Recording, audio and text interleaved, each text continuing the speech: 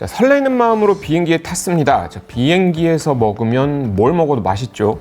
맛있게 기내식 먹고 우아하게 커피 한 잔 아니면 와인 한 잔 하려고 딱 받아드는 순간에 갑자기 비행기가 흔들리기 시작해요. 커피랑 와인은 이미 옷에 다 쏟아졌어요. 처음에는 조금 짜증이 나다가 그 다음부터는 이제 무서워지기 시작하죠. 야, 이러다 비행기 추락해서 나 죽는 거 아니냐. 비행기가 이렇게 극심한 난류에 휘말리면 정말로 비행기가 추락하거나 아니면 내가 죽을 수도 있을까요? 저는 기장이 되고 싶었는데 이응 하나를 못 채워서 기자가 된 이원주입니다. 오늘은 싱가포르 항공 SQ321편 사고와 난기류의 위험성에 대해서 알려드리겠습니다. 싱가포르 항공 321편 보잉에서 만든 777-300ER 항공기고요. 2008년 2월에 처음으로 비행한 비행기예요. 16년하고 3개월 정도 날았죠. 연식이 좀 됐다면 된 비행기이긴 한데 이번 사고하고 특별한 상관은 없습니다. 아무튼 5월 20일 밤 10시 38분 요때 비행기가 이륙을 합니다. 처음에는 큰 탈 없이 잘 날아갑니다. 순항고도를 31,000피트로 잡고 평범하게 잘 날아가요. 31,000피트면 킬로미터로 치면 한 9.5km 상공 정도가 됩니다. 그러다가 한 2시간 반 정도가 지나서 고도를 한번 높입니다. 33,000피트로요. 약 600m 정도 높이는 높이예요. 비행기가 고도를 왜 이렇게 높이느냐? 통상 비행기가 장거리를 날아갈 때는 연료가 처음엔 많이 실려 있으니까 높이까지 못 올라가거든요.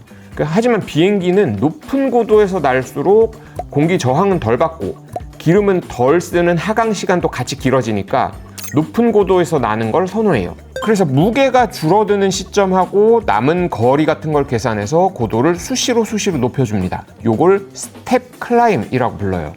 이 비행기도 영국 시간 기준으로 새벽 1시쯤 됐을 때 고도를 한번 높이고 그로부터 3시간쯤이 또 지나서 37,000피트까지 고도를 다시 높입니다. 그러니까 스텝 클라임을 한 번 더 한 거죠.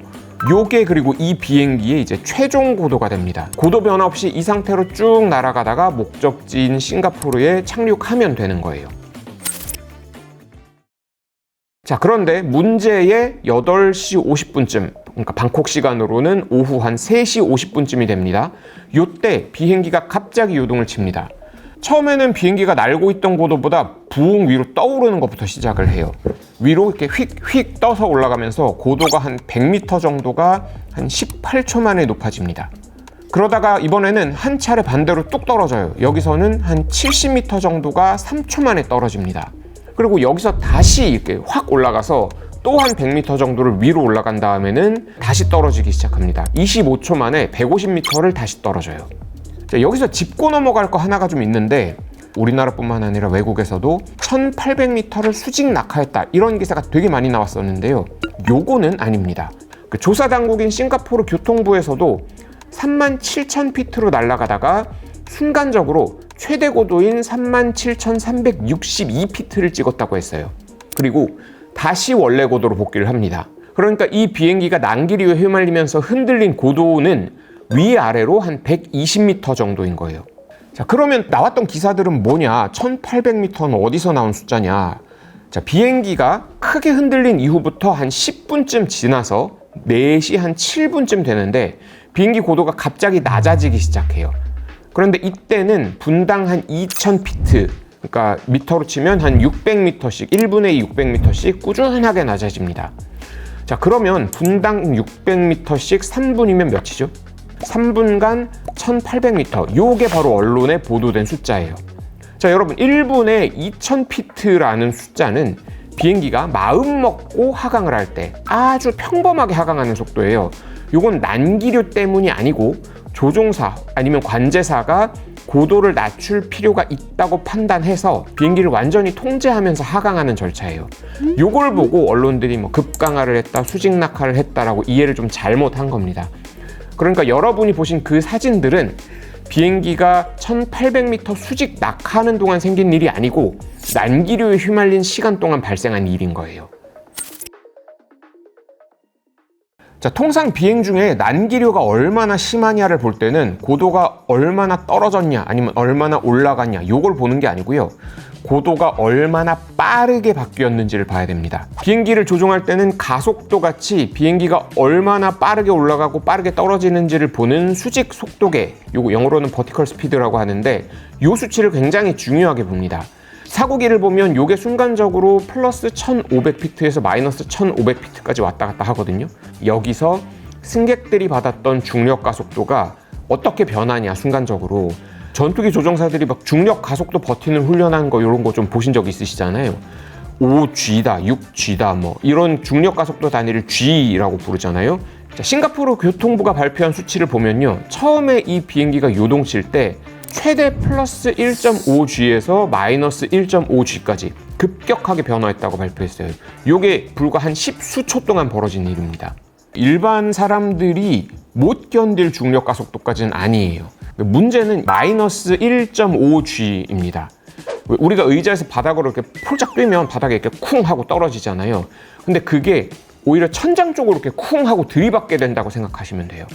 그 사고기 사진 보신 분들 아실 텐데 오버헤드 빈이라고 하죠. 여기 짐 넣는 칸 빨간 게 묻어있는 사진들이 있는데 요게 피인 것 같아요. 요게 전부 다 중력 가속도가 마이너스로 급격하게 변했기 때문에 사람이 붕 튀어 올라가서 생긴 사고입니다. 자, 아무튼 요 얘기의 결론은 뭐냐면 난기류 때문에 1800m를 수직낙하한 거는 아니라는 겁니다. 그러면 비행기가 처음에 언론 보도에 나왔던 것처럼 1800m나 고도가 낮아진 이유는 뭐냐? 비행기에는 알려진 또 다른 난기류가 없었어요. 조사 결과가 좀 나와 봐야지 정확한 걸 알 수는 있겠지만 요 사이에 객실 승무원들이 기내를 다 정리를 하면서 다친 사람은 있는지 또 그 안타깝게 목숨을 잃은 승객이 한 명 있었잖아요. 그러면 어떻게 해야 되는? 일단은 좀 내려가야 되겠죠. 어디 착륙을 해야 되겠죠. 가장 주변에 착륙하기 좋은 공항이 아마 방콕에 있는 공항이었을 거예요. 그래서 그에 맞춰서 관제사가 거기 착륙해야 되니까 고도부터 내리라고 지시를 했을 가능성이 가장 좀 높아 보입니다. 또 그게 아니더라도 사고가 발생했던 하늘 인근에는 아마 비슷한 난류 보고가 좀 많이 있었을 거예요. 동남아 부근에서는 특히 여름에는 뭐 저군, 정란운 이런 것들이 굉장히 많이 발생하고 지상에서 수십 킬로미터 높이의 뭐 뇌우나 돌풍 이런 게 부는 경우가 굉장히 잦거든요. 자, 요거는 뒤에서 다시 얘기하기로 하고요. 아무튼 조종사는 착륙을 위해서가 아니었다면 날아가고 있던 고도, 그러니까 37,000피트에서 진행 방향, 가는 길에 또 다른 난기류가 있다는 정보를 받았을 수도 있고요. 이럴 경우에 통상 비행기들은 고도를 낮춰서 비행하는 경우가 많거든요. 그러니까 그 사고가 났던 비행기가 돌풍이나 난류 때문에 고도가 뚝 떨어진 게 아니고요. 조종사가 의도적으로 고도를 낮췄다고 보는 게 맞습니다. 자, 오늘은 싱가포르 항공 난기류 사고하고 난기류에 대한 약간의 오해, 요걸 좀 바로 잡아보는 시간을 좀 가져봤는데요. 자, 그런데 비행기가 수직낙하한 게 아니면 난기류는 별로 안 위험한 거 아닌가? 이렇게 생각을 해도 되는 걸까요? 다음 익스플레인에서는 이 난기류가 진짜로 위험한지, 그럼 난기류는 예측을 못하나? 왜 못하는지 구체적으로 알아보겠습니다. 자, 비행기에 관한 모든 궁금증 요거 댓글로 남겨주시면 저희가 최대한 조사 많이 하고 공부해서 익스플레인 해드리겠습니다. 저는 다음 주에 다시 뵙겠습니다.